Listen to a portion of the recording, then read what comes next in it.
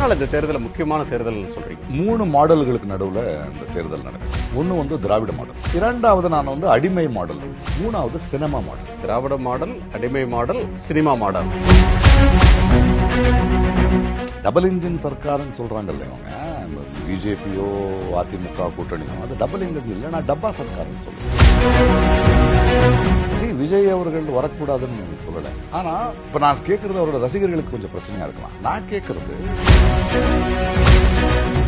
எல்லாத்தையும் விட்டு வந்துடுறேன்னு நீங்க சொல்றீங்க, அது எனக்கு ஒரு ஸ்டேட்மெண்டா தெரியும், கமிட்மெண்டா தெரியல. எப்படி தெரிகிறது? காந்தி எல்லாத்தையும் விட்டு வந்துருதானோ நம்ப முடியல.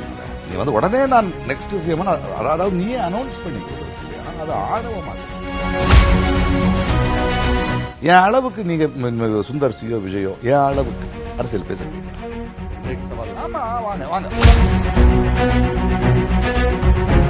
இது வெறுப்பு கிடையாது, இது ஆதரவு. நேரா கேட்கிறேன், ஹத்ராஸை பத்தி பேசாத பிரைம் மினிஸ்டர், எங்களுடைய கிரேட்டஸ்ட் உமன் அத்லெட்ஸ் ரோட்ல இழுத்துட்டு இருக்கும் போது பேசாத ஒரு பிரைம் மினிஸ்டர் கோமா அவர்கள்.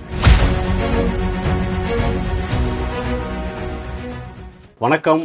சட்டமன்ற தேர்தலுடைய பரபரப்புக்கு மத்தியில் நடிகர் திரு பிரகாஷ் ராஜ் அவர்களோடு உரையாடுகிறோம்.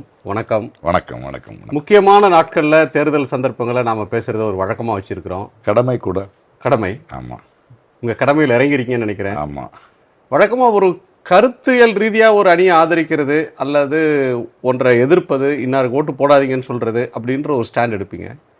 இப்ப வெளிப்படையா மதுரையில பழனியில திமுக கூட்டணி ஆதரிச்சு ஓட்டு கேட்குறீங்க. எதனால? அந்தந்த தேர்தலுக்கான தேவைகளை நம்ம பார்க்கணும். இன்றைய இந்திய அரசியல் சூழ்நிலை என்ன இருக்கு, தமிழ்நாடு அரசியல் சூழ்நிலை இருக்கு, யார் யார் போட்டி பண்றாங்க. இப்போ நான் பேசுறது நான் ஒரு எம்எல்ஏ ஆகிறதுக்கோ எம்பி ஆகிறதுக்கோ இல்லை. எனக்கு ஒரு கடமை இருக்கு. மக்களா நின்று மக்களுக்கு கேட்க வேண்டிய கேள்வியை நான் அரசியல்ல போட்டியிடுற எல்லாரையும் கேட்கணும்னு நினைக்கிறேன். தமிழ்நாடு இந்த வாட்டி நான் ஒரு விஷயத்தை பேசுறது கூட நான் ஒரு அணியை நான் சப்போர்ட் பண்ணி பேசுறேன்னா நான் சில கேள்விகளை மற்ற அணிகளையும் கேட்குறேன். அதுக்கு பதில் மக்கள் முடிவு பண்ணுவாங்க. மக்கள் தான் முடிவு பண்ணுவானுங்க. இந்த தேர்தல் ரொம்ப முக்கியமான தேர்தலுங்கிறதுனால நான் இன்னும் கொஞ்சம் இறங்கி பேசிட்டு. எதனால இந்த தேர்தல் முக்கியமான தேர்தல் சொல்றீங்க? நீங்க தமிழ்நாட்டு இந்த தேர்தலை நீங்க நான் பிரிக்கிறேன். 3 மாடல்களுக்கு நடுவில் இந்த தேர்தல் நடக்குது. ஒன்று திராவிட மாடல், அதுக்கு ஒரு அணி இருக்கு. இரண்டாவது நான் அடிமை மாடல்னு கூப்பிடுவேன். மூணாவது சினிமா மாடல். இந்த 3 மாடல் பத்தி வித்தியாசமா இருக்கு. திராவிட மாடல், அடிமை மாடல், சினிமா மாடல். ஸோ நாங்கள் ஓட்டு போடுறதுக்கு முன்னாடி இந்த 3 மாடல்களோட தேவை என்ன பண்ணியிருக்காங்க நம்ம யோசிக்கணும். ஸோ என்னுடைய புரிதல்லையோ என்னுடைய எலிமெண்ட்லையோ இப்போ நான் திராவிட மாடலை பார்க்கும்போது அது எதெல்லாம் செஞ்சுருக்கு.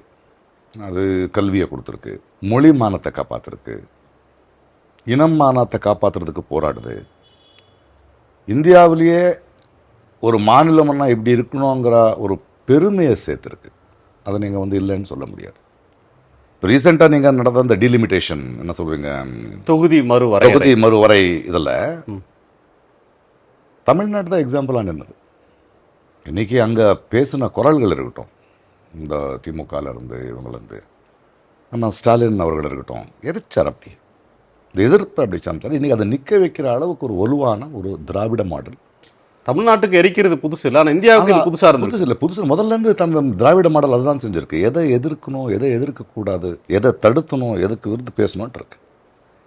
இரண்டாவது, நாங்கள் மாநில சுயாட்சி அதான் கேட்குறோம். எங்களுக்கு சென்ட்ரல் ரூல் இல்லை. அது இருக்கிறதுனால தான் இது வரைக்கும் வந்திருக்கோம். அது நம்மளுடைய வரலாறு. அது அடிமை மாடல்னு ஒன்று இருக்கு. இன்னைக்கு அதிமுக இருக்கட்டும், அந்த அணிகள் இருக்கட்டும், அவங்க யாரோட சேர்ந்துருக்காங்க? எனக்கு மோடி, அமித்ஷா நல்ல லீடர்ஸாக இருந்தால் அவங்களோட எனக்கு என்ன பிரச்சனை இருக்கு? மோசமாக இருக்காங்க, விஷமாக இருக்காங்கிறது தானே என்ன பிரச்சனை. நேரடியாக இங்கே வர முடியாது. அதுக்கு நான் ஒரு கதையை சொல்லுவேன். இந்த பஞ்சதந்திரத்தில் ஒரு கதை வரும். இந்த மாநிலம், தமிழ்நாடு மாநிலம் ஒரு கிணறுன்னு நீங்கள் வச்சிங்கன்னா அதில் நம்ம எல்லாருமே தவளைகள். ஒருத்தருக்குள்ளே மனஸ்தாபம் இருக்கும், பேசிக்கிட்டு இருப்போம். ஒரு தடவை இவங்க ஆட்சி வருவாங்க, அந்த நடந்துக்கிட்டு இருந்தது. அது மாநில சுயாட்சியை, மாநில தன்மையை நம்ம என்றைக்கும் சுயமரியாதையை விட்டு கொடுத்ததில்லை. இன்னைக்கு நீங்கள் என்ன பண்ணுறீங்க?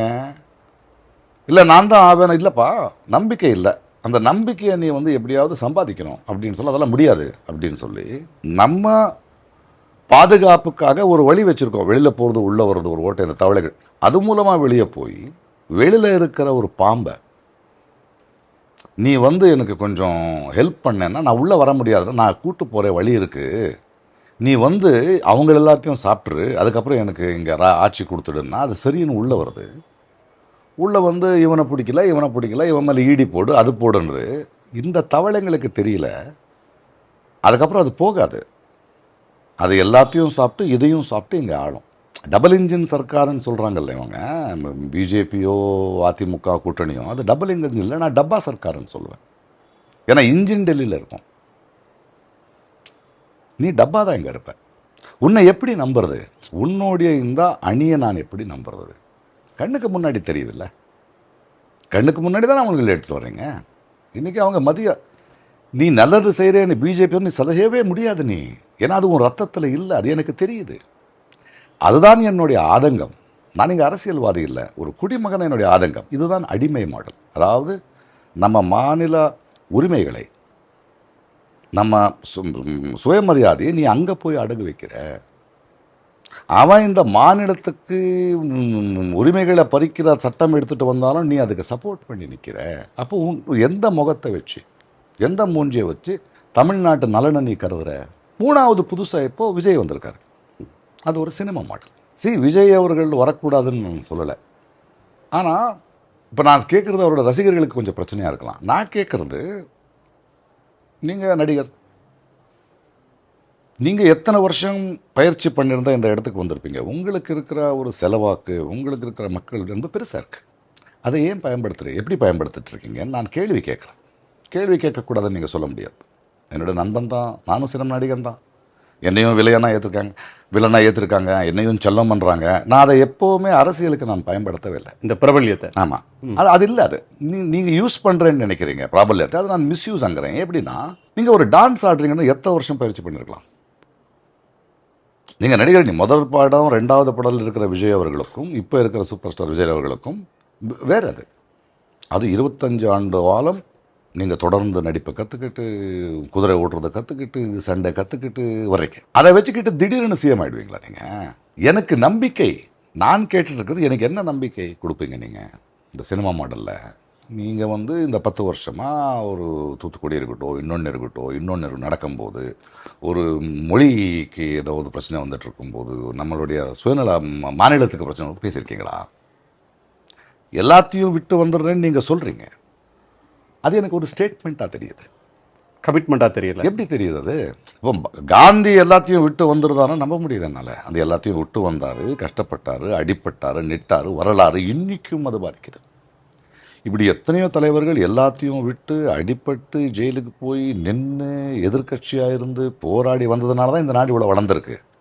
அதை எப்படி திடீர்னு நம்பிட முடியும்? நான் உங்கள் ரசிகர்களுக்கு புரியாமல் இருக்கலாம், பட் நான் கேட்டுட்டு இருக்கிறது உண்மையில இருக்கிற வெறுப்போ எதிர்ப்போ கிடையாது. விஜய் மேலே தனிப்பட்ட கோபம் எதுக்கு இருக்கும் போது எனக்கு? நீங்கள் வந்து நாளைக்கு ஆஸ்கர் வாங்கினா என்னோட சந்தோஷப்படுறவங்க யாரும் இல்லை, அது வேற, அந்த அன்பு வேற. அது வந்து அரசியல் நாயகனா ஒரு தலைவனா கிடைச்ச அன்போ பாசமோ கிடையாது.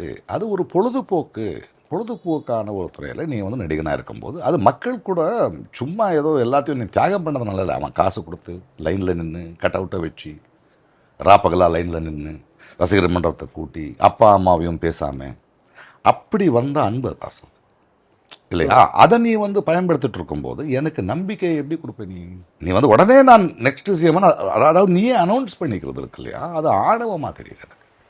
ப்ளஸ் எனக்கு நீ நண்பன், நீங்கள் நண்பர்கள் ஒரே துறையில் இருக்கோம், நானும் நடிகனாக இருக்கோம், அது நல்ல விஷயம். பட் நாடை கொடுக்கும்போது 2 நிமிஷம் யோசிக்கணும்ல. ஒரு நடிகனுக்கு பிடிச்ச நடிகனுக்கு நான் தொண்டைக்குள்ளே விரலை விட்டு விசில் அடிக்கலாம், நாடை எப்படி கொடுக்குறது? அது யாராக இருந்தாலும் சரி, அந்த கேள்வியே கேட்கக்கூடாது. இது மக்களோட கேள்வி, ஒரு குடிமகனா என்னுடைய கேள்வி. எனக்கு இந்த வேற இதில் எதுவுமே இல்லை. சரி, எல்லாத்தையும் விட்டுட்டு வரேன் அப்படின்றதுல உங்களுக்கு என்னத்தை விட்டு எல்லாத்தையும் விட்டு வர்றீங்க? அதை நான் நம்பணும், இல்லை ஸ்டேட்மெண்ட்டாக இருக்குது. என்ன விட்டு வர்றீங்க? வர்றதுக்கு முன்னாடி என்ன இல்லைங்க. இப்போ நீங்கள் வந்து திடீர்னு நான் எல்லாத்தையும், ரொம்ப நல்ல மனுஷன், நான் எல்லாத்தையும் விட்டுட்டு இனிமேல் நான் வந்து சயின்ஸ் கற்றுக் கொடுக்க போகிறேன் அப்படின்னாலும் டிகிரி இருக்கான்னு கேட்பாங்க. கணக்கு சொல்லி சயின்ஸ் தெரியுமான்னு தெரியும் கேட்குறாங்க. குழந்தைங்களை அப்படி விட்டுற முடியாதுல்ல. நீ நல்லவன் தான்ப்பா, உன் என்ன நல்லதுன்னு சொல்கிற, பட் அதுக்கு என்ன பயிற்சி பண்ணிருக்க? ஒரு 10 வருஷம் நீ எதிர்க்கட்சியோ எதுவா இருந்து வராம நீ உடனே பவர், அப்போ நீ பவர் வரும்போது வந்து எல்லா தொகுதி நிற்க வைக்கிற ஆளுங்க யாரு? இதெல்லாம் அந்த யானை மாலை போடுற கதையா இது? பட்டத்து இளவரசருக்கு அவங்க ராணி ஆயிடுவாங்கன்னா அப்போ நீ நிற்கிற உன்னோட டிரைவர் பையனுக்கு நான் எம்எல்ஏ ஆக்குறேங்கிற, இன்னொருத்தன் ஆக்குறேன்ற, அவன் யாரு? முந்தானத்து வரைக்கும் அவனுக்கே தெரியாது நான் சீட்டு வருதுன்னு. உடனே அவன் துண்டு போட்டு எம்எல்ஏ ஆயிடுவானா? அப்போ அவன் வந்து அந்த தொகுதியில் தெரியுமா மக்களுக்கு நடுவில் அவனை நம்புற அளவுக்கு இருக்கானா? உங்களுடைய கட்டவுட்டை வச்சு என் மூஞ்சியை பார்த்து போடும் நீங்கள் மட்டும்தான் எல்லா இதுலையும் நிற்பீங்களா? சரி, நான் என்ன சொல்லிக்கிட்டு இருக்கேன், மக்களுக்கு ஒரு பொறுப்பு இருக்கணும். நம்மளுடைய எதிர்காலம் எப்படி? இன்றைய சூழ்நிலையில் மாநில உரிமைக்காக போராடுற தகுதி உனக்கு இருக்கா? குரல் கொடுத்துருக்கீங்களா? இப்போ ஸ்டேட்மெண்ட்ஸ் கொடுக்கலாம். இப்போ ஸ்டேட்மெண்ட் எல்லாம் நான் நல்லவன் சொல்லிட்டு அவன் நடந்துருமா? அதுக்கான ஒரு இதை நான் என்ன சொல்றேன், கன்சிஸ்டன்சி கடந்த 10 வருஷம் என்ன பண்ணீங்கன்னு கேக்குறேன். 25 வருஷங்களா ஒரு கன்சிஸ்டண்டா இருந்து ஒரு பெரிய நடிகனான உங்களுக்கும் அரசியல் இல்லையே எப்படி? அதாவது ஒரு அரண்மனையில் உட்கார்ந்துக்கிட்டு அசிஸ்டண்ட்டை வெளியே மழை பெய்தான்னு கேட்குற மாதிரி இல்லை இருக்கு. அந்த நம்பிக்கை எனக்கு எப்படி வரணும்? சரி, நீங்கள் இதை வந்து அவரை எதிர்க்கிறேன் கஷ்டப்படுற அது இல்லை என்னது. இப்போ சுந்தர் சிங்கும் அதுதான் கேட்டேன் நான். 3 நாளைக்கு வரைக்கும் நீங்கள் வந்து எந்த கட்சின்னு தெரியாது, ஏதோ மனித நீதி கட்சி ஏதோ ஒன்று இருக்கு, புதிய நீதி கட்சின்னு இருக்கு. அந்த கட்சி பாஜகவோட அலையன்ஸ் போட்டுக்குச்சு. திடீர்னு 2 சீட்டு கொடுத்தாங்க. நீ முந்தா நாள் வரைக்கும் ஷூட்டிங் பண்ணிட்டு இருந்தப்பா, டைரக்டர் வந்து உனக்கே ஆச்சரியமா இருந்திருக்கும்ல, உனக்கு ஒரு எம்எல்ஏ சீட்டு கொடுத்துட்டாங்கன்னு. டக்குன்னு ஷூட்டிங் பேக்கப் பண்ணி துண்டை போட்டு நான் எம்எல்ஏ ஆகிடுன்னு வந்துருவியா நீ? அதுக்கு உங்கள் மனைவி பெட்டர் இல்லை? ஒரு 10 வருஷமா 3 கட்சி சார்ந்தாலும் ஏதோ பேசிக்கிட்டு ஒப்பீனியன் சொல்லிக்கிட்டு மக்கள் எதிர்த்து தாம்பிக்கிட்டு இருக்காங்கல்ல, அவங்களுக்கு வராத எம்எல்ஏ சீட்டு எனக்கு வந்துச்சுன்னு யோசிக்கலையா? நேராக வந்துக்கிட்டு பேசிடுவீங்களா? அப்போ நான் என்ன சொல்கிறேன், ஓகே நீங்கள் பேசுகிறீங்க, தரம் தாழ்ந்து பேசுகிறீங்க, நான் அதை பற்றி யோசிக்கல. நான் ஒரு குடிமகனா, தமிழ்நாட்டு என்னை வளர்த்துருக்கு, ஆந்திரா என்னை வளர்த்துருக்கு, ஏன் எல்லா ஊர்லேயும் இருக்கீங்கன்னா எல்லாரும் என்னை வளர்த்துருக்காங்க. நான் பல்மொழி கலைஞன், எனக்கு ஒரு பொறுப்பு இருக்குது. மக்கள் சார்பாக அந்த வாய்ஸ் ஆக வேண்டிய கடை இருக்குது. அது அந்த உண்மையை பேசுகிறேன். நான் மக்கள் கூட என்ன சொல்கிறேன், இந்த கேள்விகளை நீங்கள் பார்க்க, இந்த அரசியலில் இப்படி பார்க்கணும். திராவிட மாடல் வேணுமா, அடிமை மாடல் வேண்டுமா? இப்போ அடிமை மாடல், திராவிட மாடல். இவங்க வந்து திருப்பரங்குன்றத்தில் என்ன பண்ணிக்கிட்டு இருக்காங்க, அதை புதுசாக சொல்லணுமா? 2 சமூகம் சுமூகமாக போயிட்டுருக்கு, உள்ளுக்குள்ளே இருக்கிற சின்ன மனஸ்தாபம். அதை இன்னொரு மணிப்பூராக்க தானே பார்க்குறேன் நீ. மதுரையை பழனியில் என்ன பண்ணாங்க? முப்பாட்டனா பழனி. அவங்களுக்கு சிரிப்பு வராது, வரலாறு தெரியாது உனக்கு, அது தமிழ் கடவுள். சிலைகளை திருடர்களை நம்ம பார்த்துருக்கோம், சாமியை திருடுவியா இங்கே வந்து? உன்னுடைய நோக்கம் என்னன்னு நம்ம பார்க்கணும். எலெக்ஷன் நடந்துக்கிட்டு இருக்கு, தமிழ் மாநில உரிமைகளை பறிக்கிற அளவுக்கான ஒரு சட்டத்தை நீ எடுத்துக்கிட்டு எந்த மூஞ்சியில் வந்து ஓட்டு கேட்குறீங்க, அதை நம்ம யோசிக்கணும். புரியுதா? அந்த ஒரு புரிதலை கொடுக்கறது மட்டும்தான் என்னுடைய வேலை. ஓகே, உங்களுக்கு இருக்கிற ஒரு சோஷியல் கமிட்மெண்ட், ஒரு கலைஞனா நான் வந்து என்னுடைய ஒப்பீனியனை சொல்றேன் அப்படின்னு வரீங்க. Citizen, I am a citizen. சரி பாருங்க, அரசியல் யார் பண்ணணும்? என்னை பொறுத்த வரைக்கும் மக்கள் ஓட்டு போடுற நாம தான் பண்ணணும். அரசியல்வாதிகளும் ஆட்சிகளும் வேலை பார்க்கணும். எப்படி மாத்துறீங்க? நீங்கள் அரசியல் பண்ணுவீங்க, நாங்கள் வந்து வேலை பார்க்கணுமா? அது இல்லை ஜனநாயகம். பெரும்பான்மைன்னு பேசுகிறீங்க. பெரும்பான்மை ஆமாங்க, அரசியலில் வந்து யார் ஜெயிக்கிறாங்க, எவ்வளோ ஓட்டு வாங்குறது பெரும்பான்மை. ஜெயிச்ச பிறகு பெரும்பான்மையை தாண்டி சமத்துவம், சகோதரத்துவம் பண்ணிட்டு இருக்கீங்களா? இந்த அடிமை கட்சியோட அணி வச்சுருக்காங்கல்ல, 5 வருஷத்துக்கு முன்னாடி அவ்வளோ பெரிய பில்டிங்கு 880 பேருக்கு நீங்கள் கட்டினப்போவே நான் சொன்னேன், இதுதான் வர்றாங்க டெலிமிட்டேஷன். நாடாளுமன்றத்துக்கு புது கட்டடம் பெரும்பான்மை அண்ணா அப்போவே சொன்னார், பெரும்பான்மை தான் எல்லாத்தையும் தீர்மானிக்கணும்னா தேசிய பறவை மயில் கிடையாது, காக்கான்னு. அதுதானே பண்ணிக்கிட்டு இருக்கீங்க நீங்கள். எப்படி அது எதிர்க்கக்கூடாது? ஒரு குடிமகனா நான் கேட்கக்கூடாதுங்கிறது எப்படி பேசுவீங்க? நான் பேசணும், இது என்னுடைய கடமை. புரிதல் இருக்குல்ல எனக்கு. நான் இவ்வளோ அளவுக்கு அரசியல் பேசுறதுக்கு நான் 10 வருஷம் பேசிக்கிட்டு வந்திருக்கேங்க. ஒவ்வொரு நாளும் ஒரு புது புரிதலை தேடிக்கிட்டு போயிட்டு இருக்கேங்க. அதனால தான் என்ன பேச முடியுது.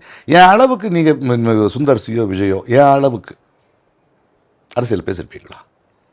பயம் இல்லாமல், அச்சம் இல்லாமல் ஒரு ஸ்டாண்டை எடுத்திருக்கீங்களா? அப்போது எனக்கு உரிமை இருக்கா? நான் குடிமகனாக கேள்வி கேட்டுட்ருக்கேன். மக்கள் முடிவு எடுக்கட்டும். சரி, சினிமா மாடல் அப்படின்ற ஒன்றை அவங்க அரசியலுக்கு வரக்கூடாதுன்றீங்களா? அவர் வந்து வரலாங்க. நீங்கள் வந்து ஒரு சினிமா 3 மணி நேரங்க, அரசியல் 3 மணி நேரம் கிடையாது. நீங்கள் சினிமாவில் டாக்டர் ஆகலாம், இன்ஜினியர் ஆகலாம், முதல்வர் ஆகலாம், ஒரு ஏரி அடிக்கலாம், உதைக்கலாம், ஹெலிகாப்டரில் குதிக்கலாம், அது பண்ணலாம். அப்படியெல்லாம் அரசியல் ஆகாது. அதுக்கான விஷயங்கள் இப்படி இருக்குது. இங்கே வரும்போது இறங்கணும், பேசணும், எனக்கு ஒரு நம்பிக்கை வரணும். நான் நல்லவன் சொல்கிறத நான் ஏற்றுக்க முடியாது. ஒரு கல்யாணம், ஒரு வீட்டில் இருக்கிற ஒரு பொண்ணையோ தங்கச்சியோ கல்வி கெடுக்கும் போதே கட்டிக்கிறவன் நல்லவனா கெட்டவனா, அவனுக்கு குடிப்பழக்கம் இருக்கா, அவனுக்கு ஏதாவது வேலை தெரியுமா, அவன் வந்த வழி என்ன, இவ்வளோ யோசிக்கணும். நாடை கொடுக்கும்போது யோசிக்க மாட்டீங்களா? நான் அந்த யோசனையை மக்களுக்குள்ள தோன்றேன். அதுக்கு நீ பதில் சொல்லு. ஏற்கனவே இருந்தவங்களோட நான் பெட்டரா பண்ணுவேன், எனக்கு ஒரு சான்ஸ் கொடுங்க, ஏன் ஒரு அவங்களே திரும்ப திரும்ப ஆளணும், ஒரு சேஞ்ச் வேணும். அதான் நான் சொல்றேன், மாற்றம் வேணான்னு நான் எப்பவுமே சொல்ல மாட்டேன். மாற்றம்னாலே மாறாது. என்ன மாதிரியான மாற்றம்? ஏமாற்றம் ஆயிடக்கூடாதுல்ல. மாற்றம் முன்னேற்றத்திற்கு இருக்கணும். இருக்கிறத விட மோசமானவங்களா நீங்க தெரிஞ்சிட்டு இருக்கும்போது அது மாற்றம் கிடையாது, சீரழிவு. அந்த ஆதங்கம் எனக்கு இருக்கக்கூடாதுன்னு எப்படி கேட்கலாம் நீங்க? சோ விஜய் கொண்டு வரணும்னு சொல்ற மாற்றம் மாற்றம் இல்ல, சீரழிவு. எப்படி நம்புறது? அந்த நம்பிக்கையே இல்லையே சார். அந்த நம்பிக்கையை உருவாக்க வேண்டிய எந்த வேலையும் செய்யாம எனக்கு செலவாக்கிறதுக்கு நான் ரொம்ப பாப்புலருங்கிறதுனால அடுத்த சிஎம் எனக்கு பவரை கொடுங்கன்னா காசு கொடுக்கலாம், டிக்கெட் கொடுக்கலாம், பிளாக் டிக்கெட்டில் வாங்கலாம், டைமை கொடுக்கலாம். நாடை கொடுக்க முடியாது. கொடுக்கறதுக்கு முன்னாடி யோசிக்க விடுங்க. வா, போராடு, எதிர்கட்சி அனுபவம் எடுத்துக்கோ. ஒரு கட்சியோட ஒரு ஆளுங்கட்சி என்னும் போது குறைகள் இருக்கோ நிறைவுகள் இருக்கோ. குறையை சுட்டி காட்டுறது தான் உங்க வேலையா? நிறைவுகளை கொண்டாட மாட்டியா? இது என்ன அரசியல்? இது எப்படி அரசியல்? விருப்பு வெறுப்பு இல்லாம நிறைய இருந்தா நிறைய பாராட்டணும்ன்றீங்க. ஆமா, ரெண்டுமே பேசணும்ல. இதை குறைய சொல்லிக்கிட்டா ஆமா அப்படின்னா உடனே give me the power, I will then prove. அது இது அந்த மாதிரியான விளையாட்டு கிடையாது. இது ஒரு நாட்டோட எதிர்காலம். நாட்டோட நிறைய தலைவர்களை பார்த்துருக்கணும். ஸோ இது நான் கோபத்திலையோ வெறுப்புலையோ இல்லைங்க. நான் எந்த கட்சிக்காரனும் கிடையாது. ஒரு ஆதங்கத்தில் கேட்குறேன். சரி, ஆதங்கத்தை மக்கள் கூட அதான் கேட்டுருக்காங்க. சீரழிவுன்னு எப்படி சொல்றீங்க? ஆமாங்க. எப்படி நம்புற நீ முன்னேற்றம் மாற்றம் தர்றேன்னு? என்ன மாதிரியான மாற்றம்? அதுக்கான ஏதாவது ஒரு டைம் கொடுத்துருக்கியா? அதாவது அப்படி ஒரு நம்பிக்கை எனக்கு வந்திருக்கா? இதை விட ஒரு சிந்தனை யோசிப்பேன்.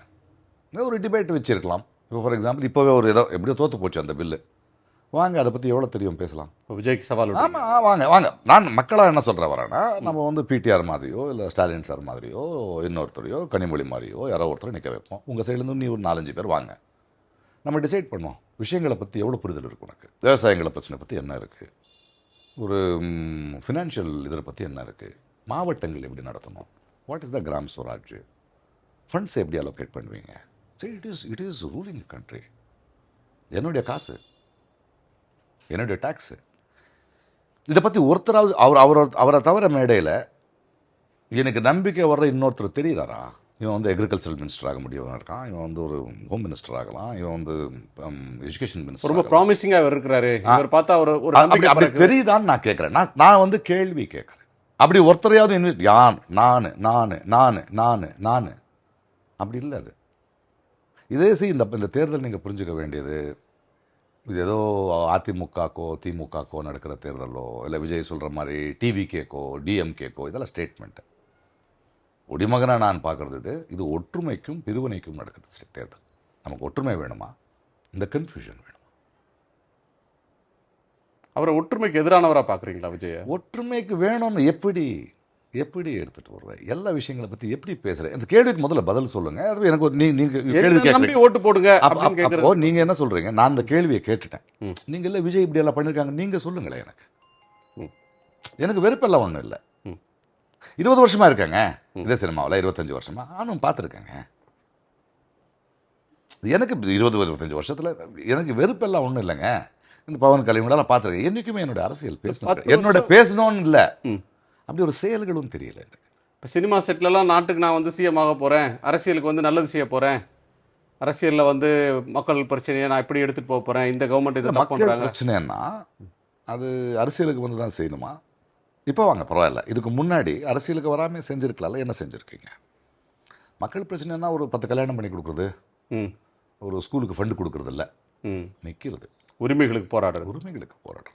அங்கே விவசாய போராட்டம் இருக்குது. நான் டெல்லியில் விவசாயம், எனக்கு ஏதாவது சம்மந்தமாக தமிழ்நாட்டுக்கு யாராவது விவசாயிகளுக்கு எனக்கு சம்மந்தமாக என்ன சொல்லுவீங்களா நீங்கள்?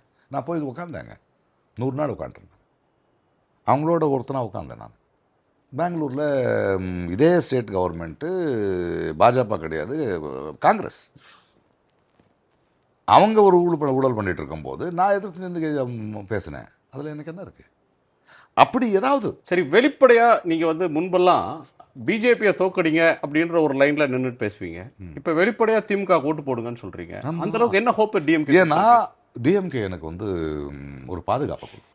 நீங்கள் சும்மா வந்து நீ தமிழனா கன்னடக்காரனா தமிழ்நாடுன்னு பேசக்கூடாது. இந்திய அரசியல் கொஞ்சம் புரியணும்.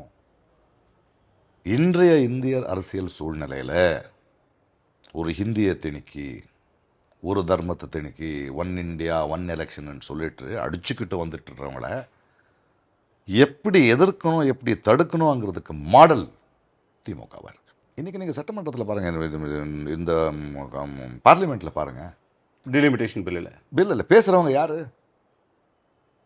கனிமொழி பேச்சு கேளுங்க, ராஜா பேசுறது கேளுங்க, சு வெங்கடேஸ்வரன் பேசுறது கேளுங்க. எனக்கு ஒரு பிஜேபி எம்பி ஒரு செட்டில் கிடைச்சார். என்னையா உங்கள் ஆளுங்க எங்களை சட்டமன்றத்தில் பேசவே விட மாட்டேங்கிறாங்க. யார் சார் நம்ம ஆளுங்க? பார்லிமெண்ட்டில் பேசவே விட மாட்டேங்கிறாங்க. நம்ம ஆளுங்கன்னா யார் சார்? அதான் நீங்கள் டிஎம்கே எம்பிக்கு, அந்த கேரளா எம்பிக்கள். நான் சொன்னேன், அது நீங்கள் பேச முடியாது. ஏன்னா உங்கள் மன்னர் ஒரு எம்பிங்கிற தகுதியை ஒரு கங்கனா ரனாவத்துக்கோ ஹேமா மாலினிக்கோ போட்டால் அவங்க வந்து என்னையா பேசுவாங்க? அவங்களுக்கு நம்பர் தேவை, அவங்க சொல்கிறதுக்கு ஓட்டு போடுறதுக்கு. நம்ம ஊரில் எலெக்ஷன் நடந்துக்கிட்டு இருக்கு, திடீர்னு கூட்ட போடுறான், கேன்வஸை விட்டு நாட்டுக்காக போகிறாங்க. ஒருத்தர் இவங்க பேசுகிறாங்களா, எடப்பாடியோ இன்னொருத்தர் பேசுகிறாங்க, அது கரெக்டுன்றார். அப்போ உனக்கு யார் மேலே நம்பிக்கை வருது? சரி, எனக்கு வந்து யார் நம்பிக்கை கொடுக்குறாங்க? நான் அந்த கட்சிக்காரன் கிடையாது. பட் சரி, மக்கள் கட்சிக்காரங்க கிடையாது, மக்கள் தான், மக்கள் பொதுவான சிட்டிசன். ஜெயிச்ச உடனே இடி தமிழ்நாடு டிஎம்கே கட்சி, அதிமுக கட்சி, இல்லை பாஜக கட்சின்னு நீங்கள் சொல்ல முடியாது. You are a political party who has been given a chance to rule for 5 years. ஏற்றவும் தெரியும், இறக்கவும் தெரியும் மக்களுக்கு. ஆமாம். இன்றைய இந்திய அரசியல் சூழ்நிலையில் ஒரு மாநிலம் முதல்ல இருந்து அப்படி தான் இருந்திருக்கு. எதை தடுக்கணும், எதுக்கு போராடணும், எப்படி நிற்கணும் அப்படிங்கிறத, இது தேவையாக இருக்குது எனக்கு. முதல்ல இப்போ என்னை ஆள்றவன் யார்? எனக்கு பாதுகாப்பு கொடுக்குறான். அந்த பாதுகாப்பு எனக்கு தெரியுது. சிம்பிள். இதுக்கு விட என்ன இருக்குது? பாதுகாப்பு அப்படின்றது யார்கிட்ட உங்களுக்கு வேணும்? என்ன மாதிரியான பாதுகாப்பு? இதுதான் பாதுகாப்புங்க. இவங்க ஃபைட் பண்ணாங்கல்ல, நான் நம்புகிறேன். இவங்களே அனுப்புனா இவங்க பேசுவாங்க, என் சார்பாக பேசுகிறாங்க, ஏன் உரிமைகளை பறிக்க விட மாட்டாங்க. நீட்டு வந்தால், ஏழை மாணவர்களுக்கு வந்தால் அதை எதிர்க்கிறாங்க, மொழியை திணிச்சா அதை எதிர்க்கிறாங்க, மாநில உரிமைகளை கொடுக்கலன்னா எதிர்க்கிறாங்க. அது பர்சனல் இல்லை, நாட்டுக்காக, தமிழ்நாட்டுக்காக பண்ணுறாங்க. ஸோ இந்த மாதிரியான எந்த ஹோப்பையும் உங்களுக்கு விஜய் கொடுக்கலைங்க. கொடுக்குற ஏதாவது ஒரு செயல் எனக்கு சொல்லுங்களேன்னு நான் கேட்குறேன். நான் மக்கள்கிட்டையும் அதான் கேட்குறேன். இவனுக்கு ஓட்டு பண்ண முடியாது, என்னுடைய ஆதங்கத்தை சொல்கிறேன். இது மக்களுடைய ஆதங்கமும் ஆமாம். பட் எக்கச்சக்கமான இளைஞர்கள் போகிறாங்க, பிரம்மாண்டமான இளைஞர்களுக்கு நான் சொல்கிறது காதில் விழாமல் போகலாம். அதனால தான் நான் உண்மையை சொல்லக்கூடாதுன்னு இல்லை. எனக்கும் ட்விட்டர்லேயோ சோஷியல் மீடியாவில் அசிங்கமாக திட்டுறாங்க. அது நான் வந்து அதுக்காக அவங்கள வந்து வெறுக்கலை, தெரியாதுப்பா. நான் அப்படி தான் பார்க்க முடியும். ஏன்னா எனக்கு பொறுமையை வேணும். என்ன சார் இவ்வளோ அண்ணாவையோ யாரையோ கேட்டாங்களாம், எல்லாத்துக்கும் இது விட்டு கண்டந்து செஞ்சுட்டு இருக்கீங்களேன்னா, அடுத்தவன் நல்ல வேலை செஞ்சுட்டு இருந்தால் நான் ஏன் இதை பண்ணிட்டு இருந்தேன், என் பாட்டுக்கு போவேன். அண்ணங்கிறதுனால தான் நான் கேட்கும். ஸோ அவங்களையும் அன்பாக தான் கேட்டுக்கிறேன். கொஞ்சம் யோசிங்க. இது வெறுப்பு கிடையாது, இது ஆதங்கம். 12 வருஷமாக மோடி அரசாங்கம் நடக்குது. நாடாளுமன்றத்தில் எல்லா நாளும் அவங்களுக்கு வெற்றி தான். ஃபர்ஸ்ட் டைம் அவங்க கொண்டு வந்த ஒரு சட்ட மசோதா மெஜாரிட்டி இல்லாமல் தோற்று போகுது. எதிர்கட்சிகள் ஒற்றுமையாக நின்று அதை முறியடிக்கிறாங்க. ஆமாம். இதை நீங்கள் ஆன்டிசிபேட் பண்ணீங்களா? இது பெண்களுக்கு அதிகாரம் கொடுக்கறதுக்கான மசோதாவை எதிர்கட்சிகள் இதை பாரு, எனக்கு பிஜேபி அவங்க பின்னாடி இருக்கிற ஆர்எஸ்எஸ் பெண்களுக்கு ஏதாவது நல்லது பண்ணுறேன்னு நான் நம்பவே மாட்டேன். அந்த ரத்தத்திலேயே இல்லை. ஏங்க அவங்களோட ஆர்எஸ்எஸ் ஆர்கனைசேஷன்ஸில் விமனுக்கு மெம்பர்ஷிப் இல்லைங்க. மனுவாதத்தில் எங்கே இருக்குங்க பெண்களுக்கு பாதுகாப்பு? இவங்களுக்கு உண்மையாக அது இருந்தால் 2023 அப்போசிஷன் பார்ட்டி எல்லாரும் சேர்த்து ஓகேன்ட்டாங்க. அதுக்கு ஒரு ஃபிட்டிங்கே வைக்கிற சென்சஸ்ன்னு ஓகே பண்ணியிருந்தா போன எலெக்ஷன்லேயே இல்லை அடுத்த எலெக்ஷன்லையாவது 535 181 உமன் மெம்பர்ஸ் வருவாங்க. விட சைன் பண்ண தயாராக இருக்காங்க. அதை விட அது எதுக்கு 850 ஆகி அதில் ஒரு சென்சஸ் ஆகி மறுபடியும் ஆண்களோட இதை அதிகமாக்கி இது ஆண்களுக்கான சட்டத்தை ட்ரை பண்ணிக்கிட்டு இருக்கேன். நீ வந்து பெண்கள்கிட்ட பேர் வாங்குறதுக்காக இதை பாருங்கள் அவங்க தூக்க எங்கே பில் ஃபஸ்ட்டு பில் நம்ம ஸ்டாப் பண்ணது எது? முந்தானத்து கான்ஸ்டியூஷன் அமெண்ட்மெண்ட் பில் தானே. எங்களுக்கு தெரியல நீங்கள் வந்து பெண்ணை பின்னாடி வச்சுக்கிட்டு பின்னாடி ஒரு ராட்சசனை கூட்டுட்டு வந்தான். இது வரைக்கும் இல்லாதது கரெக்டாக இப்போ வேணுமா உனக்கு? நீ நல்லது செய்வேங்கிறது என்னை நம்பவே முடியாது. உங்க ரத்தத்தில் இல்லை அது. பிஜேபி என்ன செஞ்சாலும் சந்தேகத்தோட பார்க்கணுன்றீங்களா? அதுக்கு சந்தேகமே வேண்டாம். அவங்களுக்கு இப்போ வந்து இப்போ கிறிஸ்துவர் அதிவேகமாக இருந்தான்னு வைங்களேன். பழனியில் ஐயோ பெத்லஹேம் இங்கே தான் இருந்தது, இயேசு இங்கே தான் பிறந்தவரன்னு கதை அடிச்சிருப்பானுங்க இவனுங்க. முஸ்லீமரால் தான் நம்ம ஜெயிக்க போகிறோம்னு நினச்சா நபிகர் நாயகர் நம்ம ஆள் தான், அதை தான் காப்பாற்றுவோன்னு சொல்லுவாங்க. இவங்களுக்கு எந்த இந்துக்களுமே இருக்க அன்பு இல்லை, அதிகாரம் வேணும், பவர் வேணும். அந்த மனுவாதத்தை மனுஸ்மிருதியை எடுத்துகிட்டு வரணும், அவ்வளவுதான். அதில் பெண்களுக்கு எந்த பாதுகாப்பு?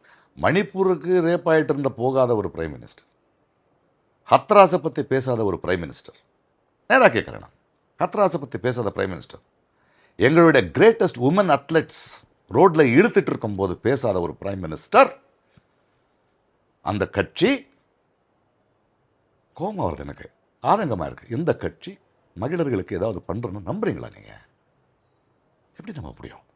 பிரதமர் சொல்றாரு நாங்க பெண்களுக்கு அதிகாரம் கொடுத்து அவங்கள பார்லிமெண்ட்ல கொண்டு வரணும்னு பாக்குறோம். சொல்லுவாரு என்ன பண்றதுக்கு? ஜூட்டு போலோ போல்தே ரஹோ. பொய் சொல்றதுக்கு என்ன இருக்கு? சொல்லிக்கிட்டே இருக்கலாம், நம்பணும். இல்லை சரி அவன் சொல்றான்னு நம்ப முடியுமா? சாமியார் அவரு பெரிய ஆளா?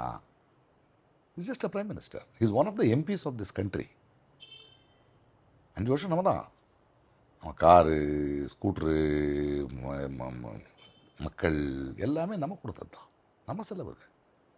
எலெக்ஷன் கேம்பெயினுக்கு நீ யார் செலவில் வர்றேன்னு நான் கேள்வி கேட்கணுன்றது. இது வரைக்கும் அவனுக்கு பிரைம் மினிஸ்டராக தான் வர. நீ உன் பார்ட்டி கொடுக்குதா? உங்களுடைய எண்ணம் என்ன? உன் நாடெல்லாம் போய் கட்டி பிடிச்சிங்க, என்னாச்சு? இஸ்ரேல் ஈராக் வார் பற்றி ஒரு ஸ்டாண்ட் எடுக்க முடியல.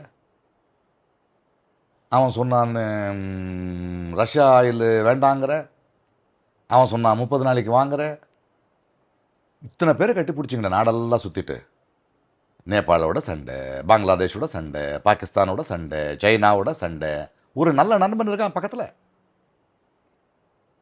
இதை ஆட்சி நடத்துறீங்க நீங்கள். ஸோ ஃபாரின் பாலிசி ஃபெயிலியர்ன்றீங்க. அவங்க வந்து விஸ்வகுரு, உலகத்துக்கே ஒரு எந்த ஊரில் எந்த கான்ஃப்ளிக்ட் நடந்தாலும் இந்தியா சொன்னால் கேட்டுக்கும், அவ்வளோ பெரிய ஸ்டேச்சர் பிரதமருடைய காலத்தில் வந்துருச்சுன்றாங்க. ஒரு பில்லை நிறுத்த முடியல, வாரை நிறுத்திட்டாரா? நிறுத்தல. அப்படி தான் கேட்பேன் நான். உள்ளூரில் ஒரு பில்லை நிறுத்த முடியல, எதிர்கட்சி எதிர்கேட்ட பேச்சு இல்லை, பில்லை பாஸ் பண்ண முடியல. எங்கே போச்சு? அங்கே வந்து ஈரான் ஈராக் வார் நடக்குது. இங்கே எலெக்ஷனுக்கு முன்னாடி எல்லா ஊர்களுக்கு சுத்த முடியும். 28 நாளுக்கு அப்புறம் தான் வந்து ஸ்டேட்மெண்ட் கொடுக்குறீங்க. கேஸுக்கு லைனில் நிற்கிறாங்க, டிமானிட்டேஷன் லைனில் நிற்கிறாங்க குழந்தைங்க, மக்கள். பேசுனீங்க இது அந்த கோவிட் மாதிரியான இதுக்கு நம்ம ரெடியாக இருக்கணும்னு பயத்தை உருவாக்குறீங்க. தட்டடிக்கணுமா என்ன? அதாவது ஜோக்கருங்க.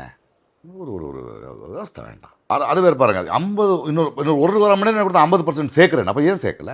1 மணி நேரம் அவகாசம் கொடுங்க, நாங்கள் சட்டத்தை திருத்தி எடுத்துட்டு வரோம். இப்போ தெரியுதா? அப்போ ஏன் போடல? ஒரிஜினலா இன்ட்ரோடியூஸ் எழுதல. நீ எப்போ வரப்போகுது? என்ன ஆக போகுது? காஸ்ட் சென்சஸ் பண்ண மாட்டேங்கிற, உன் இஷ்டம். எந்த வாயில் அபத்தமான பொய் சொல்கிறேன்? நாங்கள் 50% யாருக்கும் அநியாயம் நடக்காதுன்னு. இங்கே 52 ஆனால் அங்கே 102 ஆகுது இல்லை? பண்ணிட்டு இருக்கல. அல்ல உனக்கு உன் சின்னத்தில் இங்கே நிற்கிற வக்கே இல்லையே. இங்கேயே யார் பின்னாடியோ தானே நிற்கிற. சரி இது விடுங்க. இப்போது உங்களுடைய மோடி, அமித்ஷா, யோகி ஆதித்யநாத் இந்த தேர்தலில் எத்தனை பேர் வந்திருக்காங்க? ஆளே காணோம். பார்த்தீங்களா? தமிழ்நாடு பண்ணியிருக்கீங்களா? தேர்தல் அறிவிக்கிறதுக்கு முன்னாடி நிறைய வந்தாங்க. தேர்தல் அறிவிச்ச பிறகு ரொம்ப குறைவாக தான் பார்க்கலாம். தெரியுதுல்ல? ஏன் வரல நினைக்கிறேன். எந்த முகத்தில் வந்து பேசுவாங்க? கேள்வி கேட்ட பதில் இருக்கு. நீங்க யோசிங்க. இல்லைன்னா 10 தடவை வந்திருக்கணும்ல. லுங்கி போடணும், வேட்டி கட்டணும், இங்கே ஒன்று போடணும், இங்கே ஒரு திருநீர் போடணும், செங்கோலை எடுக்கணும், பல பல பல பல பல வேடங்களில் பார்த்து நாங்கள் என்டர்டெயின் ஆகிருப்போம்ல. ஆளை காணுங்க ஆளு. எதுக்குன்னு 2 நிமிஷம் யோசிங்க. யார் பின்னாடி ஒழிஞ்சிக்கிட்டு உள்ள வரேன்னு நினைக்கிறேன். டீலிமிட்டேஷன் உங்களுக்கு என்ன ப்ராப்ளம்? டீலிமிட்டேஷன் நடக்கணும்.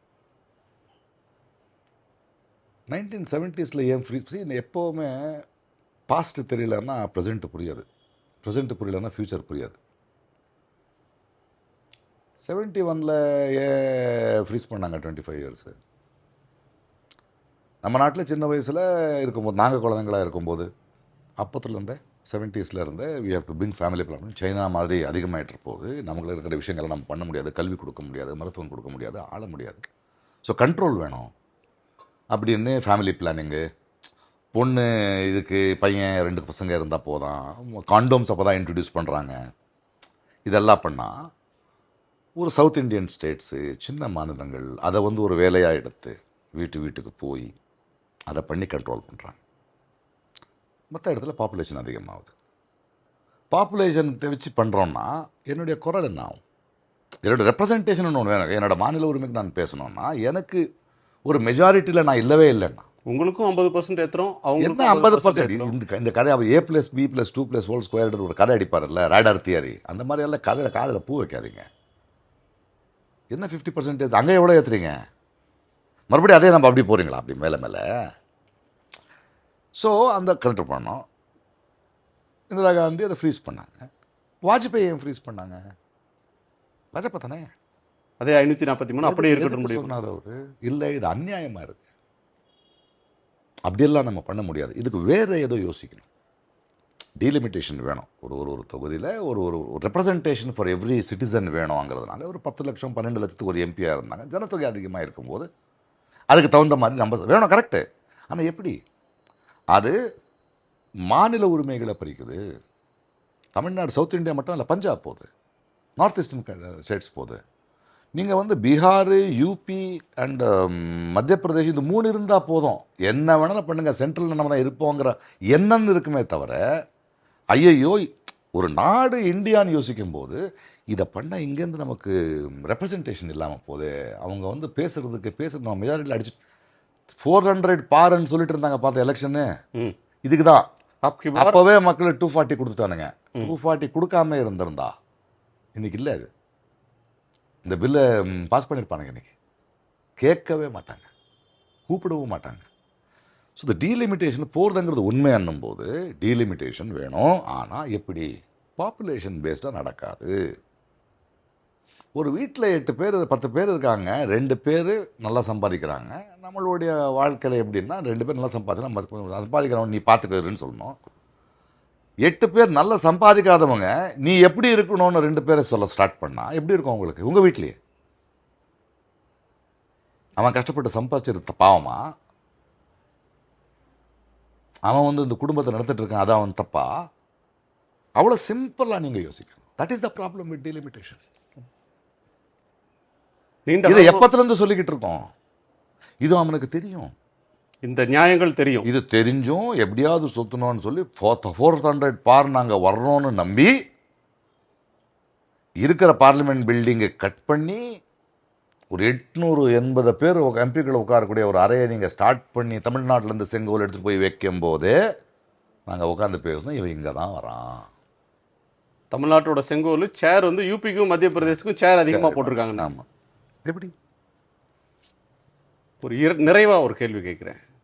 தமிழ்நாடு அரசியல் முடிவு எப்படி இருக்கும்? மக்கள் எதை சிந்திக்கணும்? பேச வேண்டியது பேசிக்கிட்டு இருக்கோம். மக்கள் முட்டாள்கள் இல்லை. கொஞ்சம் ஏடக்கூடமாக கொஞ்சம் டென்ஷனாக இருக்குது. ஏன்னா யார் ஓட்டை பிரிக்கிறாங்க, என்ன பண்ணுறாங்கன்னு கொஞ்சம் யோசனை இருக்குது. ஆனால் என்னுடைய நம்பிக்கை திராவிட மாடல் திமுக தான் ஜெயிக்கும். பாப்போம். ஓகே, நன்றி. நன்றி. உடனுக்குடன் செய்திகளை தெரிந்து கொள்ள சன் நியூஸ் பெல் ஐகானை கிளிக் பண்ணுங்க.